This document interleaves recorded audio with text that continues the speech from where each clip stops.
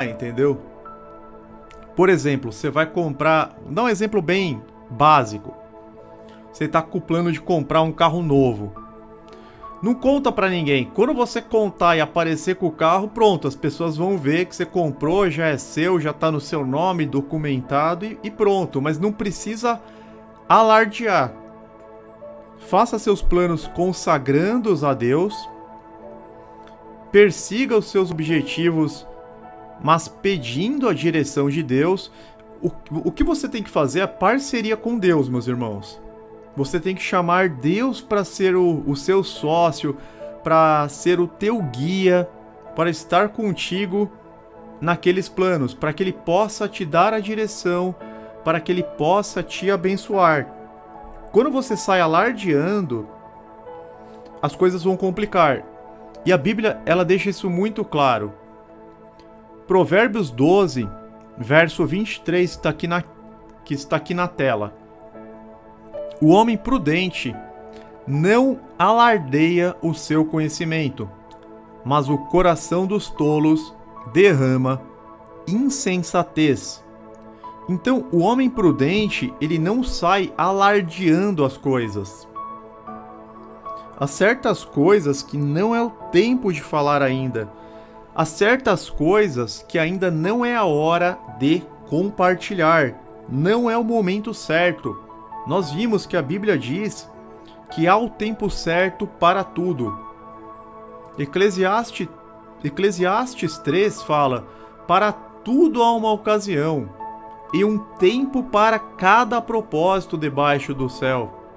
Tempo de nascer e tempo de morrer, tempo de plantar e tempo de arrancar o que se plantou, tempo de matar e tempo de curar, tempo de derrubar e tempo de construir, tempo de chorar e tempo de rir, tempo de prantear e tempo de dançar, e claro, tempo de calar e tempo de falar.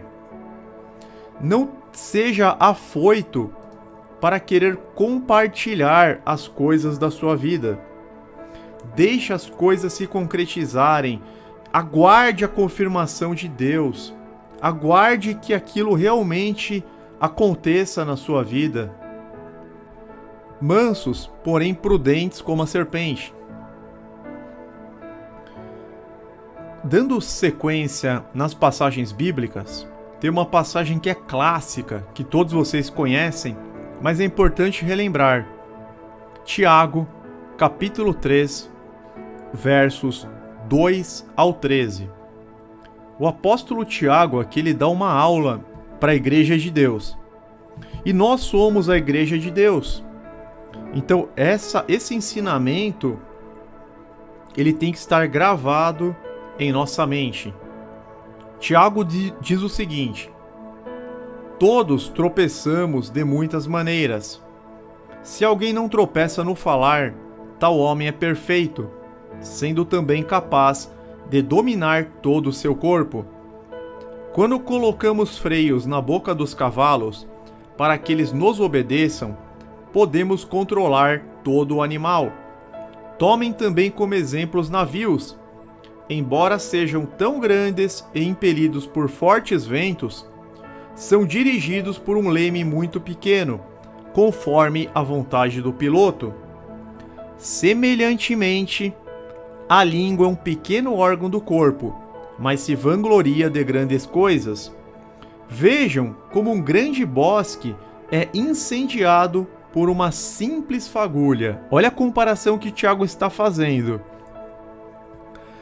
Um grande navio, ele é dirigido por um leme muito pequeno, conforme a vontade do piloto. Um grande bosque pode ser completamente incendiado por uma simples fagulha. E o apóstolo continua: assim também a língua é um fogo, é um mundo de iniquidade, colocada entre os membros do nosso corpo, contamina a pessoa por inteiro, incendeia todo o curso de sua vida, sendo ela mesma incendiada pelo inferno. Toda espécie de animais, aves, répteis e criaturas do mar doma-se e é domada pela espécie humana. A língua, porém, ninguém consegue domar. É um mal incontrolável, cheio de veneno mortífero. Com a língua bendizemos ao Senhor e Pai, e com ela amaldiçoamos os homens, feitos à semelhança de Deus. Isso aqui é algo de extrema relevância. As pessoas elas não param de pensar. Vamos colocar aqui em destaque, como a gente costuma fazer, para que possamos meditar. A Bíblia não é apenas para lermos, meus irmãos. Nós temos que ler e meditar nestas palavras tão importantes, tão preciosas. O que o apóstolo Tiago está falando aqui, inspirado pelo Espírito de Deus? Com a língua, bendizemos ao Senhor e Pai. Ou seja, nós damos glória a Deus, nós louvamos a Deus, nós honramos ao Senhor Jesus, louvamos a Jesus. Você vê as pessoas nas igrejas, glória a Deus, aleluia, glória a Jesus. E é louvor e é glória, tudo bem. Só que com a mesma língua, elas amaldiçoam os homens feitos à imagem e semelhança de Deus. Então todo aquele louvor, toda aquela glória é desconsiderada. Porque a pessoa está passando por mentirosa, infelizmente. Isso não pode acontecer. Com a língua bendizemos ao Senhor e Pai. E com ela mesmo amaldiçoamos os homens, feitos à semelhança de Deus. Então a gente amaldiçoa quem nós estamos vendo, feito à imagem e semelhança de Deus. Olha o nível de contradição. Não podemos fazer isso. Jesus falou para orarmos pelos nossos inimigos. Eclesiastes 3. Para tudo há uma ocasião, e um tempo para cada propósito debaixo do céu, tempo de calar e tempo de falar. Então nós estávamos dizendo que quando você aprende a não abrir certas coisas da sua vida, quando você aprende a não falar tudo o que lhe vem à mente, você vive uma vida melhor, mais tranquila, com menos percalços. Deus colocou em sua palavra fundamentos que nos ensinam a guardar mais as nossas línguas, a guardar os nossos projetos, os nossos sonhos, os nossos planos. Isso é uma coisa importante. Deus ele coloca esses ensinamentos tanto no Antigo quanto no Novo Testamento, como nós veremos a seguir. Mas o que acontece, meus irmãos? Infelizmente, as pessoas em geral, elas têm muita inveja, inclusive no meio cristão. Nem todas as pessoas são invejosas, mas a verdade é que a maioria o são. E a inveja, ela atrapalha, é algo danoso. Também por isso, a Bíblia nos exorta a termos cuidado com cada palavra que sai da nossa boca. Vamos pegar alguns exemplos aqui, algumas passagens. Por exemplo, sobre a questão de você falar algo para as pessoas e as pessoas terem inveja, quererem de alguma forma o seu mal. Às vezes elas querem te prejudicar, às vezes elas desejam o seu mal e às vezes elas desejam o seu mal de forma inconsciente. São pessoas que aparentemente querem seu bem, são pessoas próximas a ti, mas de forma inconsciente, lá no subconsciente, ela acaba desejando o seu insucesso. Por que isso acontece? Porque a natureza humana, a natureza da carne, ela é corrompida e decaída.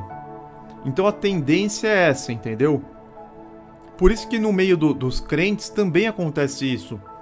Porque tem muitas pessoas que estão convencidas, mas não totalmente convertidas. o Espírito Santo ainda não habita de forma plena nelas, e elas acabam agindo muito ainda de acordo com as obras da carne. Gênesis capítulo 26, versículo 14, está falando sobre a prosperidade de Isaac.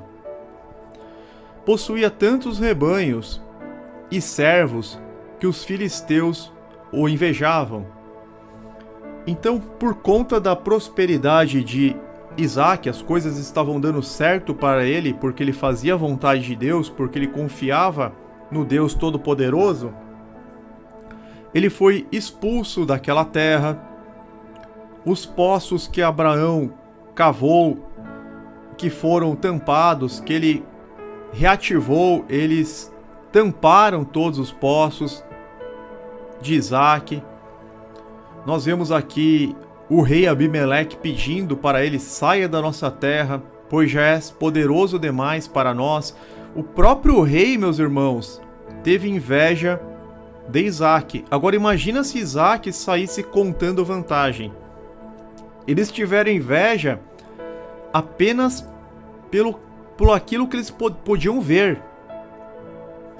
O homem enriqueceu e a sua riqueza continuou a aumentar até que ficou riquíssimo. Possuía tantos rebanhos e servos que os filisteus os invejavam. Eu penso que se ele tivesse contado vantagem, se ele tivesse se tornado soberbo, Deus inclusive se afastaria dele, o Espírito de Deus se afastaria dele e ele poderia ter um destino ruim. Então, olha como é importante a gente guardar algumas coisas, guardar a nossa língua, os nossos projetos, os nossos sonhos, os nossos planos.